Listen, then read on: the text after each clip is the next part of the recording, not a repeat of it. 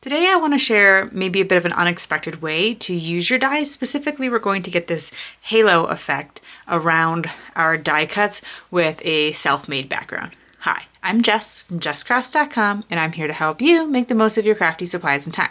So let's get I want to use my dies today to create a mask. I have this cozy foliage shape dies from scrapbook.com. I actually have 2 sets of them, and I've been able to die cut a whole bunch of leaves.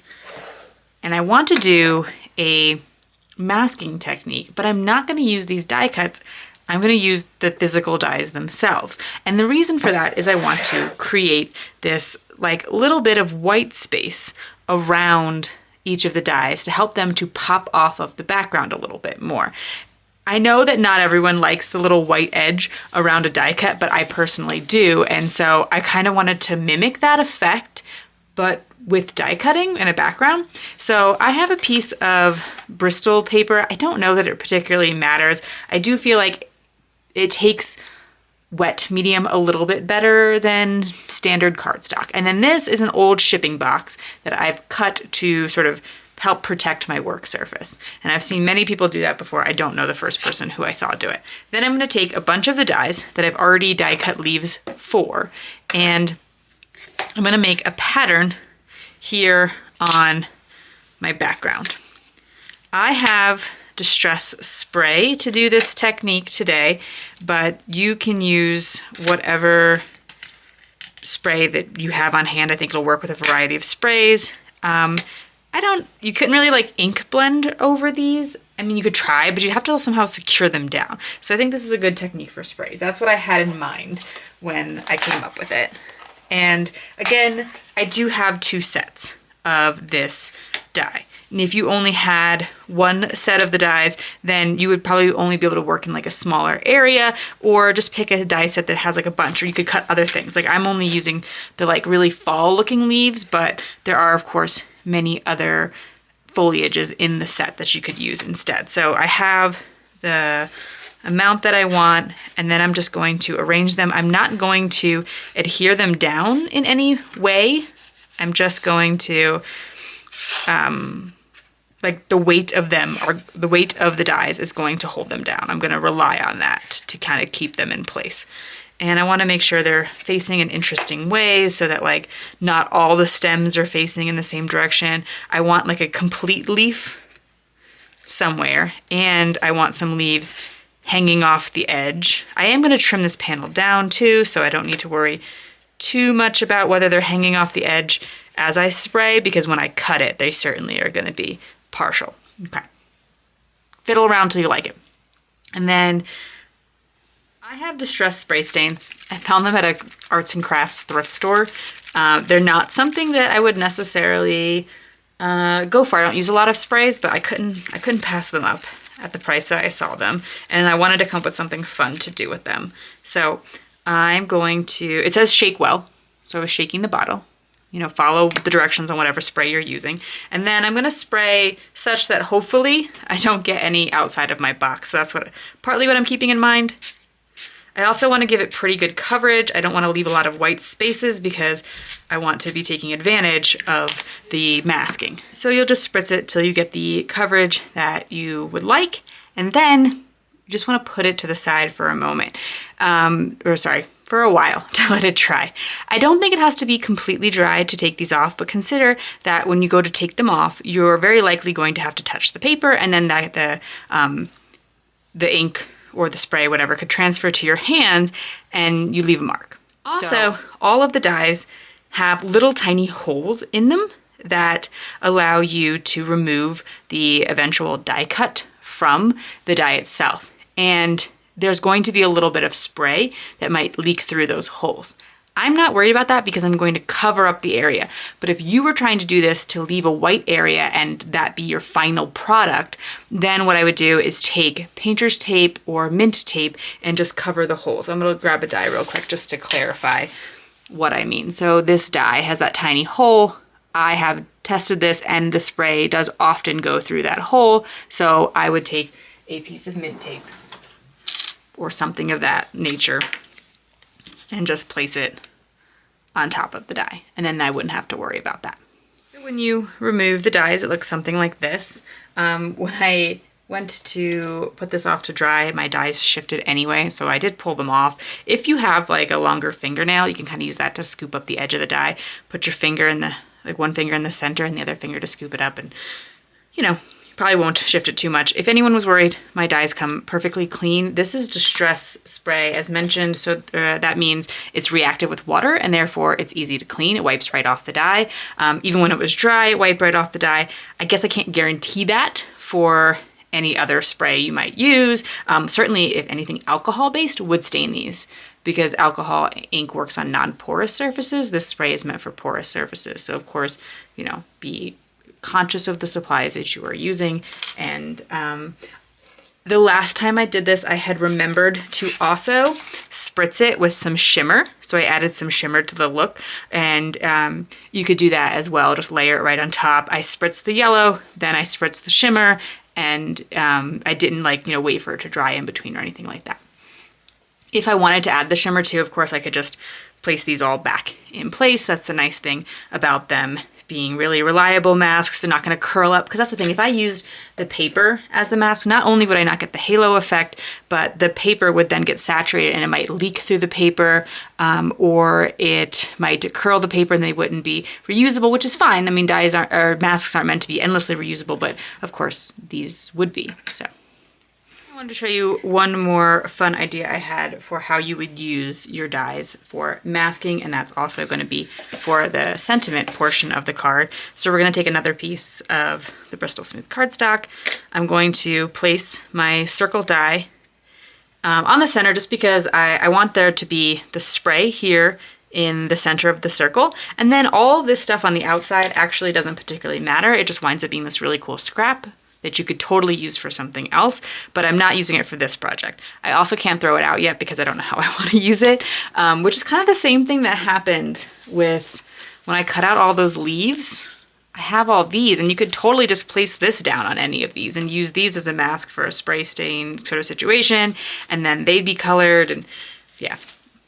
You can create a lot of pretty scraps while crafting, and so again, just place that die down there, spray to the coverage that you want, and we'll show how we can kind of step up the look even a bit more.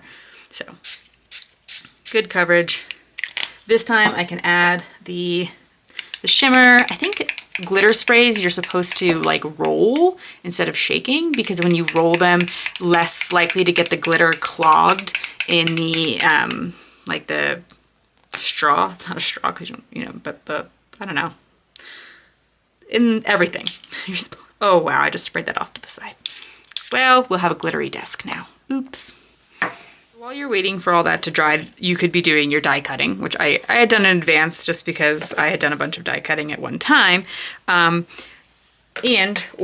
you could be this next step that I chose to do for mine. I wanted to, when I start making these like messy cards where I'm, you know, using all the techniques and all that kind of stuff, which I do a lot of stuff with pattern paper. This is not necessarily my comfort zone, but I like to add some extra distressing to them.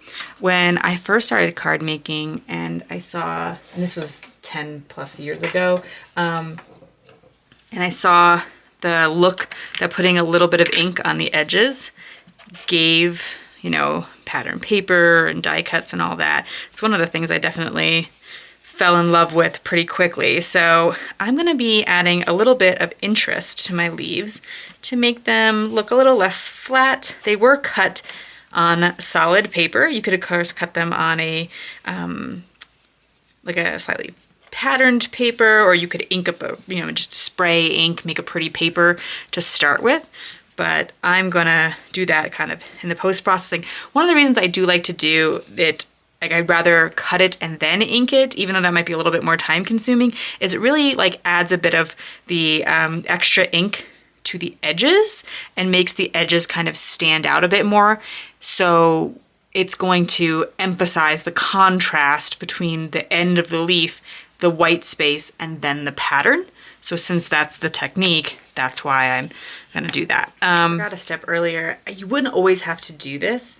I wound up doing it just because in this instance, I wanted to stamp over this, so I wanted it to be a little bit less dark potentially. So I wanted to pull off some of that color.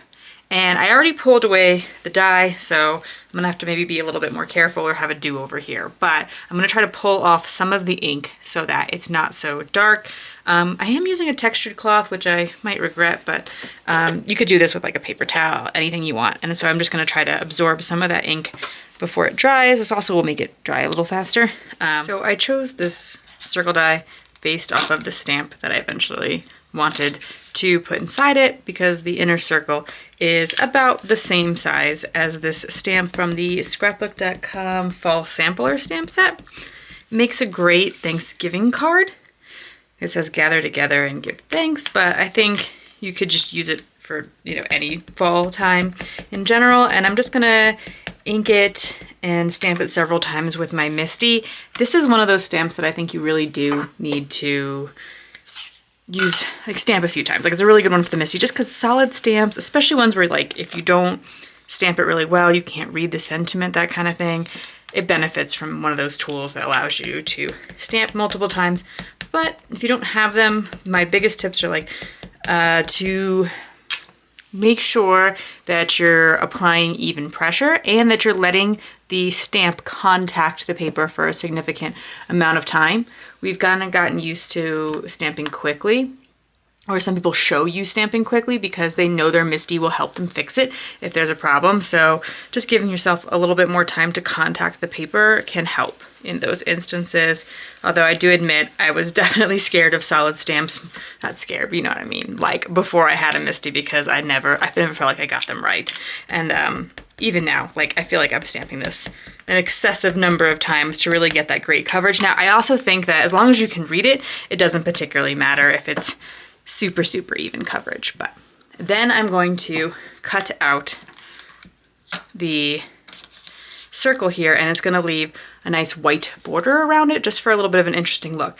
If you didn't want to use your die as a mask, or you didn't have something that quite was able to do it because yours are solid or something, you could cut the circle out in a different way and make a mask. But I just wanted to show you this other fun way I thought of the similar technique. I inked up more leaves than I'm going to need. I think this would work really well with like floral dies, snowflake dies.